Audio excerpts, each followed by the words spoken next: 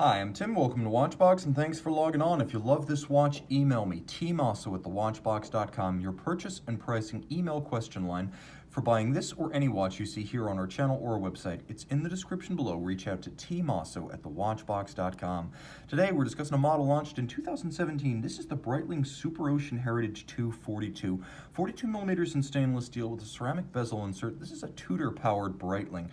The best of all possible worlds in many regards. It's a large watch, and for a 42, it has a pretty broad wingspan of 51.3 millimeters across the wrist. It's 14.3 millimeters thick, which is fairly thin by Breitling standards, and then it has a 22 millimeter spacing between the lugs.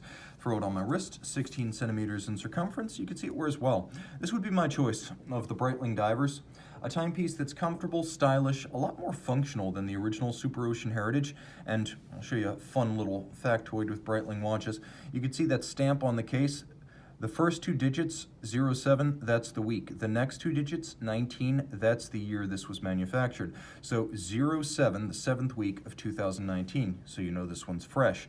Taking a quick look at the timepiece, you can see that it's not terribly thick when it's on the wrist. It actually knuckles down and sinks in a bit. The case back is cupped, and you can see how it does sit lower than its nominal thickness, but it's broad across the wrist. So I would say 15 or 14 centimeters circumference. 14 centimeters circumference, definitely going to be the lower limit for wearing this. If your wrist is oval, you should be okay. If your wrist is round, consider 15 centimeters to be the lower limit right there, and you can see that over the top shot.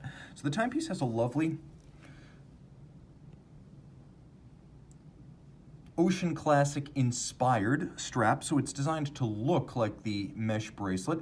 It's a good look, and it's a flexible strap. It also has a hollow underneath to allow the wrist to breathe a little bit by creating an air pocket. You can see that same stamping also is executed 2220 on the strap, so you know when that strap was made. It's fascinating to design a strap that looks like a bracelet, but it's wonderfully pliant, remarkably comfortable, and as you can see, it's pre-scored with a number of cut marks built in. So you do cut this to length, and you can cut both sides. This is a brand new strap, but this is also Breitling's premium clasp. You can see it's all polished externally. I'll remove some of those fingerprints with my polishing cloth, and then you have twin trigger release rather than the cheaper and older clamshell system. Now, while you do cut this to length, you can fine-tune the fit using a push-button slider that is built into the clasp. So again, this is the better clasp that Breitling offers, and it is the better of the two by a great margin. You have some adjustability built in there, as well as the quality of trigger systems rather than stamped clamshells. Superocean Heritage, a line originally launched in 2007 to channel the original Breitling professional diving reference 1004 of the late 50s. So you get some features that are distinct to this model line and evocative of history. You get these sharp projecting lug profiles.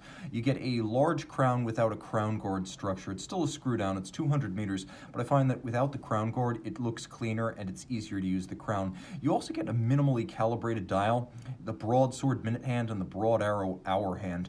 You also get a bezel that is minimally calibrated with hash marks only. A change made from the original Superocean Heritage. The bezel went from an anodized aluminum insert to a ceramic insert on the Heritage 2. So this is ceramic now for the first time. And whereas the original did not feature a luminescent pearl in its index, which seemed like a huge oversight for a dive watch, this properly has a luminescent pearl and a wonderfully mechanical ratchet, I should mention. You line up the pearl with the minute hand, and now you've got that impromptu 0 to 60 minute timer. You got to pay a little bit more attention because there aren't numerals, but you still have the ability to see it when it's dark, and it's quite legible by day. I always prefer a chronograph, well, I should say a diving bezel to a chronograph. A diving chronograph's got it all, but if you're gonna get just one, get the diving bezel. You don't get the downstream maintenance costs, and most chronograph registers only go to 30 anyway. This gives you 60. Take a quick look at how the bezel is fit to the case. You can see that it uses screws. It's not snapped on. It's what's known as a captive bezel. For example, you'll see this used on Zinn watches. It means it's almost impossible to accidentally knock the bezel off. You have to dismantle it by removing the screws first. More time for your watchmaker when decasing, but more peace of mind for you.